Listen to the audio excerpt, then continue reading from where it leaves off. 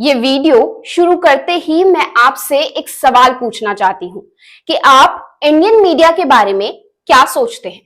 Video में इससे पहले हम आगे बढ़े, नीचे दिए गए कमेंट सेक्शन में आप जरूर बताइएगा। 22 अप्रैल के दिन कश्मीर के पहलगाम में पाकिस्तान की तरफ से आतंकी हमला होता है। उसके बाद भारत भी जवाबी कार्यवाही करते हुए पाकिस्तान के आतंकी ठिकानों को तबाह करते हैं।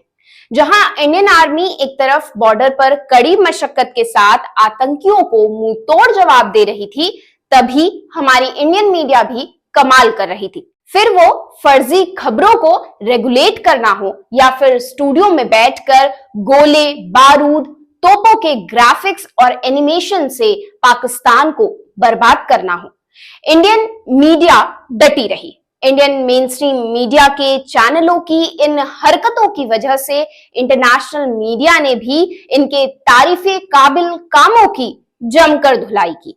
पर ये बेशरम कहां सुधरने वाले थे। हद तो तब हो गई जब इन्होंने इंडिया के एक सोशल मीडिया इन्फ्लुएंसर को पाकिस्तानी बता डाला। हुआ कुछ यूं कि पहलगाम आतंकी हमले के बाद इंडिया और पाकिस्तान दोनों ही देशों के लोग सोशल मीडिया पर ट्रोलिंग करने लगे। ऐसी ही एक वीडियो अनिल सिंह नाम के एक सोशल मीडिया इन्फ्लुएंसर ने बनाई। अनिल के इंस्टाग्राम पर 3,90,000 फॉलोअर्स हैं। अनिल अक्सर सटायर वीडियोस बनाते हैं। पहलगाम आतंकी हमले के बाद उन्होंने भी एक ऐसी वीडियो बनाई। पहले वीडियो देखें। इंडिया से हम जंग जीत चुके हैं, इसलिए नहीं कि हम उनसे टेक्नोलॉजी में आ गए हैं, बल्कि इसलिए कि हमसे झूठ बोलने में आ गए हैं। तो सोच के देखो, मतलब इंडिया वाले लगे पड़े हैं, मेहनत कर रहे हैं, रात भर मिसाइलें ताक रहे हैं। हम क्या कर रहे हैं? रात भर चैन से सो रहे हैं, सुबह उठ के बोल दे रहे हैं कि हम तो जंग जीत चुके हैं। जंग जीतना तो हमारे बस के बाहर था, लेकिन जंग जीतने की खबर है इसको फैलाना, ये तो हमारे बस में था ना। तो हम तो स्मार्ट हुए ना भाईजान। यहाँ इंडिया पीछे रह गया भाई। वो तो शुक्र है कि क्रिकेट मैच लाइव होते हैं, नहीं तो सारे वर्ल्ड का मैच अब तक पाकिस्तान ने जीत लिए होते हैं। फेंके जा रही है कि हमने तो इंडिया के 70% निजाम हैक कर लिया, इलेक्ट्रिसिटी हैक कर लिया, कंप्यूटर हैक कर लिया। अरे भाईजान, व्हाट्सएप से बोल रहा हूँ 7 करोड़ की लॉटरी लगी है, ओटीपी बता दे। इसको हैक नहीं बोलते, इसको फर्जी कॉल सेंटर बोलते हैं। इंडिया में हमसे ज्यादा अगर उन्होंने कॉल कर लिया ना, जो हमने लोन में $1 बिलियन लिया, वो भी चला जाएगा, वो भी बिना ओटीपी बताए। मीडिया वालों ने इतनी फेक खबरें फैलाई। शुरुआत में तो हमें भी लगा था कि हम जंग जीत चुके हैं, बाद में पता चला कि ये सारी खबरें तो फेक है। अब धीरे धीरे हम विन से हम फिर से लर्न की तरफ बढ़ रहे हैं। पर इंडिया वालों ने भी कम फेक खबरें नहीं चलाई। वो तो कह रहे थे हम लाहौर पे कब्जा कर लिया, पर मैं चाहता हूँ कि वो सच में लाहौर में कब्जा कर ले। इस वीडियो में अनिल पाकिस्तानी पंजाबी टोन में बात कर रहे हैं। इस वीडियो में पाकिस्तान को जबरदस्त ट्रोल कर रहे हैं। इसमें उन्होंने आखिर में दोनों ही देशों की मीडिया को झूठी खबरें फैलाने पर चुटकी भी ली है।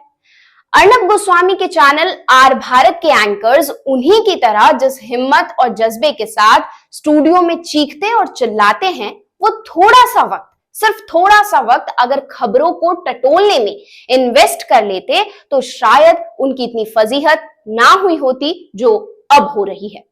आर भारत ने हाल ही में अपनी एक रिपोर्ट मुनीर बनेंगे पाक के राजा में इस वीडियो का हवाला देते हुए कहा था कि पाकिस्तान इसलिए जश्न मना रहा है ताकि अपनी आवाम को बता सके कि वो जंग हारे नहीं, जीते हैं। लेकिन पाकिस्तान की आवाम सब जानती है। सुनिए उन्हीं की जुबानी की, पाकिस्तान हारा है या फिर जीता है। इसके आगे अनिल सिंह की वीडियो चला दी जाती है। तो पाकिस्तान ये जश्न इसलिए मना रहा है कि उनकी आवाम को बता सके हम हारे नहीं है, जीते हैं। लेकिन आवाम उनकी सब जानती है। सुनिए उन्हीं की जुबानी क्या कह रहे हैं, पाकिस्तान जीता है या हारा है। हम जंग जीत चुके हैं, इसलिए नहीं कि हम उनसे टेक्नोलॉजी में आ गए हैं, बल्कि इसलिए कि हमसे झूठ बोलने में आ गए हैं। जब सोशल मीडिया पर हंगामा मचा तो आर भारत ने माफी तो मांगी, लेकिन ये कहते हुए कि उन्होंने ऐसा कोई दावा नहीं किया था। देखिए ये वीडियो। चलिए अब एक महत्वपूर्ण बात जो सुनना जरूरी है, क्योंकि हम यहां पर कुछ बात कहने जा रहे हैं। कल के वीडियो के बाद हमने ये कहकर खबर चलाई थी कि पाकिस्तान के बारे में क्या क्या कहा जा रहा है। मतलब हमने कहीं ये दावा नहीं किया कि ये किसी पाकिस्तानी का बयान या वीडियो है। फिर भी दर्शकों को किसी तरह का कोई भ्रम या गलतफहमी हुई तो उसके लिए हम खेद प्रकट करते हैं। इस रिपोर्ट से ठीक 2-3 दिन पहले रिपब्लिक भारत ने यानी कि 15 मई को अपने प्राइम टाइम शो में editor in chief Arnab Goswami जो होस्ट करते हैं, उसमें दावा किया था कि नेशनल कांग्रेस यानी कि इंडियन नेशनल कांग्रेस का टर्की में एक रजिस्टर्ड ऑफिस है। इस सेगमेंट में उन्होंने इस्तांबुल कांग्रेस केंद्र की एक तस्वीर दिखाई और इसे रजिस्टर्ड इंडियन नेशनल कांग्रेस का ऑफिस बताया था। अर्नब गोस्वामी ने यह भी इशारा दिया था कि गांधी परिवार ने बार बार राष्ट्र हितों से समझौता किया है। अर्नब यही नहीं रुके, उन्होंने कांग्रेस के टर्की के साथ कथित गठबंधन पर चिंता जताते हुए इसे राष्ट्र अखंडता का मुद्दा बना दिया था। उन्होंने कहा, दुश्मन का दोस्त दुश्मन ही होता है। साथ ही दर्शकों से कांग्रेस पार्टी का बहिष्कार करने और प्रतिबंध लगाने की मांग की थी। उसके बाद भाजपा आईटी सेल अमित मालवीय लग गए अपने काम पर। इस फर्जी खबर को लेकर ट्विटर पर बवाल मचने लगा। सवाल पूछने लगे कि आखिर टर्की में कांग्रेस पार्टी का रजिस्टर्ड ऑफिस क्यों है। राहुल गांधी से पूछने लगे कि इसका कारण क्या है। साथ ही कहने लगे कि भारत को ये जानने का अधिकार है, बिना ये जाने, बिना ये समझे कि ये खबर फर्जी है। वैसे ये कोई पहली बार नहीं है जब अमित मालवीय ने इस तरह की खबर अपने आधिकारिक ट्विटर हैंडल से शेयर की हो। वो कई बार इस तरह की हरकत कर चुके हैं। अर्नब गोस्वामी ने अपने प्राइम टाइम में जिस फोटो को दिखाकर ये दावा किया था, अब थोड़ा उसके बारे में जान लिया जाए। ये इमारत इस्तांबुल टर्की में सिसोई जिले के हरदोई पड़ोस में स्थित एक सम्मेलन केंद्र की है। इसका उद्घाटन 17 अक्टूबर साल 2009 को हुआ था और इसका स्वामित्व इस्तांबुल महानगर पालिका के पास है। इस कांग्रेस का मतलब जिसकी इमारत ये है, उसका राष्ट्र भारतीय कांग्रेस से, जो कि एक भारतीय राजनीतिक पार्टी है, उससे दूर दूर तक कोई लेना देना नहीं है। इसलिए अब आपको एक ही सलाह देंगे कि अपने टीवी से न्यूज चैनलों को हटवा दीजिए, इन्हें देखना बंद कर दीजिए, क्योंकि जो ये आपको दिखा रहे हैं वो खबरें नहीं हैं और ना ही उनमें कोई सच्चाई है।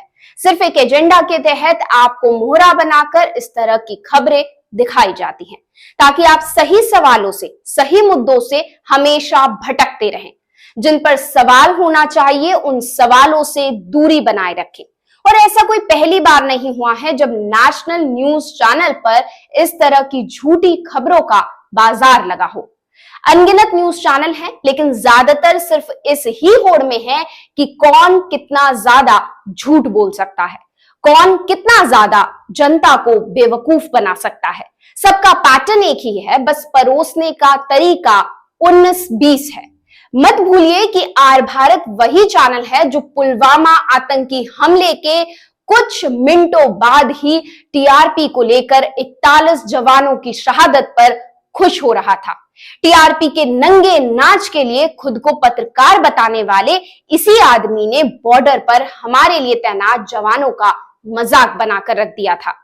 कोरोना काल में जब सरकार से ध्वस्त हुई व्यवस्थाओं पर सवाल करना था, तब इसी आदमी ने सुशांत सिंह राजपूत की मौत का एजेंडा ऐसे परोसा जैसे यही सुप्रीम कोर्ट का जज हो। अगर इतना सब हो जाने के बाद भी आप टीवी पर अपने परिवार के साथ न्यूज चैनलों को देख रहे हैं या देख पाते हैं, तो आप अपने पूरे परिवार को एक स्लो पॉइजन की भट्टी में पका रहे हैं, जो आपके दिमाग को पूरी तरह खोखला कर रही है।